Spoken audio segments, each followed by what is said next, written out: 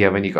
നമുക്കറിയാം മലയാള സിനിമയിൽ തന്നെ ഏറ്റവും മികച്ച സിനിമകൾ എടുത്തു കഴിഞ്ഞാൽ KG ജോർജ് എന്ന് പറയുന്ന ഒരു സംവിധായകൻ്റെ ഏറ്റവും മികച്ച സിനിമകൾ എടുത്തു കഴിഞ്ഞാൽ അതിലൊരു മുൻപന്തിയിൽ ഉണ്ടാകുന്നൊരു സിനിമ തന്നെയാണ് യവനിക.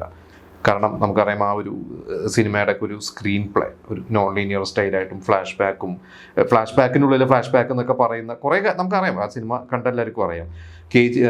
ലാൽ ജോസൊക്കെ ക്ലാസ്മേറ്റ്സ് ഒക്കെ ചെയ്യുന്ന സമയത്തും പല സംവിധായകരും പിന്നീട് വന്ന പുതിയ സംവിധായകരൊക്കെ പറഞ്ഞിട്ടുണ്ട് അവരെ വളരെയധികം ഇൻസ്പയർ ചെയ്തിട്ടുള്ള സിനിമയാണ് യവനിക എന്നാണ്. ആ ഒരു സിനിമയിൽ ഒരുവിധ എല്ലാ ആർട്ടിസ്റ്റുകളും ഉണ്ട് അന്നത്തെ. നമുക്കറിയാം തിലകനും നെടുമുടി വേണു നാഗവള്ളി, ജഗതി ശ്രീകുമാർ, കുറേ പേരുണ്ട്.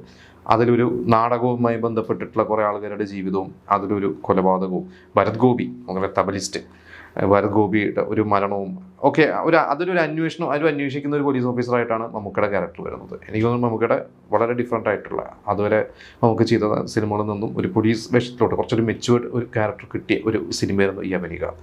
അത് മമ്മൂക്കയുടെ കരിയറിൽ വളരെയധികം ഗുണം ചെയ്ത ഒരു സിനിമയാണ് ആ ഒരു വർഷത്തെ സിനിമ.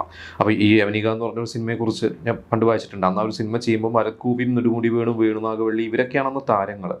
മമ്മൂക്കയ്ക്ക് അന്ന് ഇവരെക്കാട്ടൊക്കെ റെമ്യൂണറേഷൻ കുറവാണ്. അന്ന് 10,000 രൂപ എന്താണ് മമ്മൂക്കയുടെ റെമ്യൂണറേഷൻ. നെടുമുടി വേണുവിന് അന്ന് 20,000 25,000 ഒക്കെ റെമ്യൂണറേഷൻ കിട്ടിയിട്ടുണ്ടെന്നൊക്കെ ഞാൻ വായിച്ചിട്ടുണ്ട്. എന്തായാലും ആ ഒരു സിനിമ മമ്മൂക്കയുടെ കരിയറിൽ വളരെയധികം ഗുണം ചെയ്ത ഒരു സിനിമ തന്നെയാണ്.